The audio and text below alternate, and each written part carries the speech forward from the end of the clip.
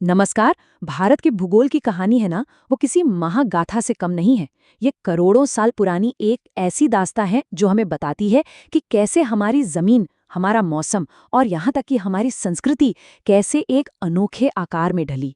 ये सिर्फ पहाड़ों और नदियों की एक लिस्ट नहीं है, नहीं, ये एक जिंदा सांस लेती हुई कहानी है। तो चलिए एक बहुत ही दिलचस्प सवाल से शुरुआत करते हैं। आखिर ये कैसे मुमकिन है? मतलब एक ही देश में दुनिया की सबसे ऊंची चोटियां भी हैं और वहीं समुद्र के लेवल से भी नीचे बसे हुए खेत भी। है ना कमाल का विरोधाभास? इसकी जड़ें करोड़ों साल पुरानी हैं। और ये जो विविधता है ना, वो सच में हैरान कर देने वाली है। देखिए, एक तरफ है मेघालय का मासिनराम, सोचिए, दुनिया की सबसे ज्यादा बारिश वाली जगह। और दूसरी तरफ ठीक इसका उल्टा, राजस्थान का सूखा थार रेगिस्तान। एक तरफ दुनिया के सबसे जवान और ऊंचे पहाड़ हिमालय, तो दूसरी तरफ दुनिया की सबसे पुरानी पर्वत श्रृंखलाओं में से एक अरावली। ये जो जमीन आसमान का फर्क है ना, यही हमारी कहानी का असली हीरो है। तो भाई इस पहेली को सुलझाने के लिए हमें वक्त में बहुत बहुत पीछे जाना होगा, करोड़ों साल पीछे। तो चलिए शुरू करते हैं ये अद्भुत सफर।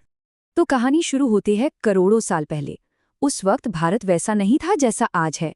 नहीं, ये एक बहुत बड़े विशाल सुपर कॉन्टिनेंट का हिस्सा था जिसका नाम था गोंडवाना लैंड। जरा सोचकर देखिए, उस जमीन पर आज का अफ्रीका, दक्षिण अमेरिका, ऑस्ट्रेलिया और अंटार्कटिका सब हमारे पड़ोसी हुआ करते थे।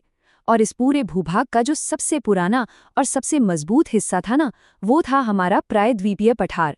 कह सकते हैं भारत का असली भूवैज्ञानिक दिल।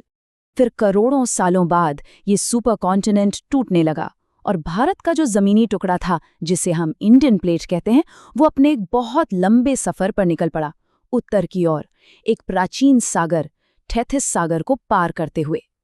करोड़ों साल ये प्लेट धीरे धीरे आगे बढ़ती रही और फिर लगभग 5 करोड़ साल पहले हुई वो घटना जिसने सब कुछ बदल दिया।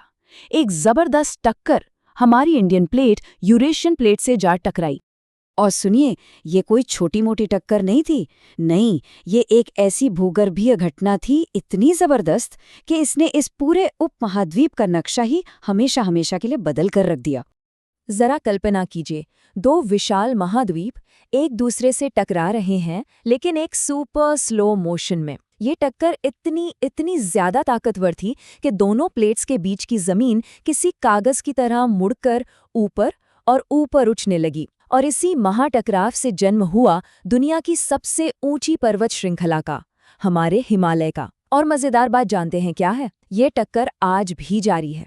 जी हाँ, हिमालय आज भी धीरे धीरे ऊंचा हो रहा है।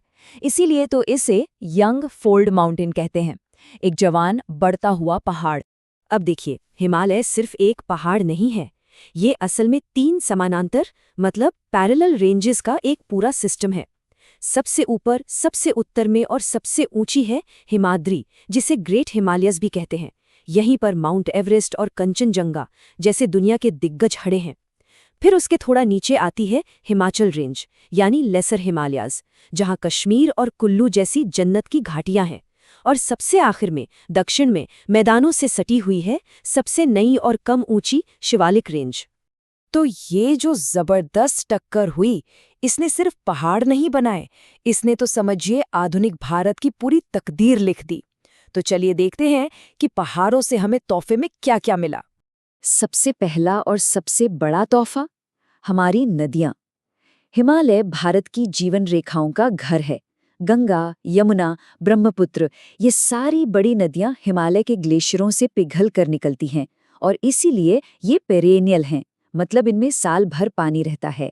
वहीं दूसरी तरफ है प्रायद्वीपीय भारत की नदियां, जैसे गोदावरी, कृष्णा, कावेरी। ये सब मॉनसून की बारिश पर निर्भर करती हैं, इसीलिए इनका पानी मौसम के साथ घटता बढ़ता रहता है। और एक बहुत ही जरूरी बात, हिमालय सिर्फ नदियों का सोर्स नहीं है, ये तो भारत के मौसम को कंट्रोल करने वाली एक बहुत बड़ी दीवार है। सोचिए, ये दीवार साइबेरिया से आने वाली बर्फीली हवाओं को रोक लेती है और मॉनसून की नम हवाओं को भारत में ही कैद करके जबरदस्त बारिश कराती है। और हाँ, इन्हीं नदियों ने करोड़ों साल तक जो उपजाऊ मिट्टी लाकर जमा की है ना, उसी से बने हैं हमारे उत्तर भारत के विशाल हरे भरे मैदान। लेकिन कहानी सिर्फ हिमालय पर खत्म नहीं होती। अरे नहीं, अब हम भारत की भौगोलिक विविधता के उस विशाल कैनवस को देखने वाले हैं जो इस देश को वाकई में अतुल्य बनाता है। तो देखिए, हमारे पास गोंडवाना लैंड का वो प्राचीन दिल यानी हमारा पेनिनसुलर प्लेटो भी है, जो ज्वालामुखी के लावे से बना है, और इसी लावे से बनी है वो मशहूर काली मिट्टी जो कपास की खेती के लिए सबसे बेहतरीन मानी जाती है। फिर हमारे पास है 7,500 किलोमीटर से भी लंबी कोस्टलाइन, जिसके पूर्वी तट नदियों के डेल्टा की वजह से ज्यादा चौड़े और उपजाऊ हैं। और द्वीपों की बात करें, अरे वो भी दो तरह के हैं।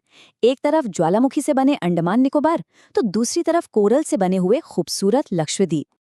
और इस पूरी विविधता का मौसम पर क्या असर पड़ता है, वो तो और भी कमाल है। एक तरफ मेघालय का मासिनराम, जहां साल में करीब करीब 12,000 मिलीमीटर बारिश होती है, और दूसरी तरफ जैसलमेर, जहां 200 मिलीमीटर भी मुश्किल से होती है। सोचिए, एक ही देश के अंदर जमीन आसमान का इतना बड़ा फर्क। यही तो भारत की खासियत है।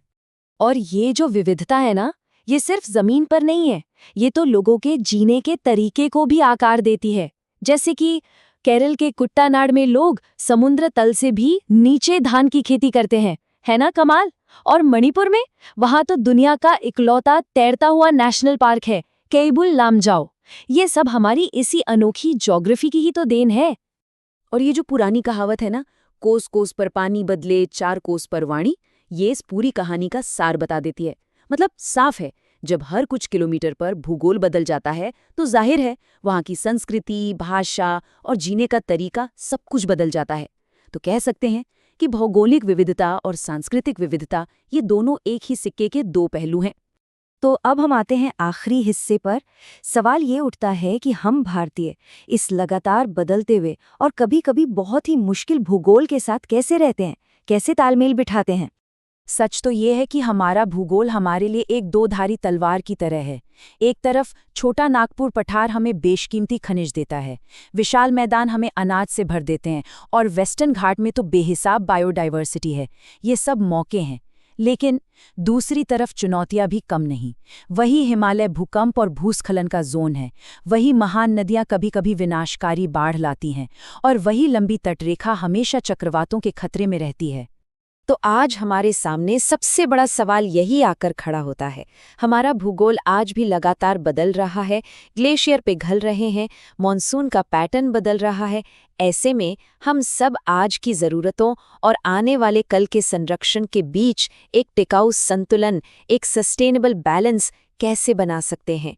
ये एक ऐसा सवाल है जो हम सबको अपनी ज़मीन को और गहराई से समझने के लिए मजबूर करता है।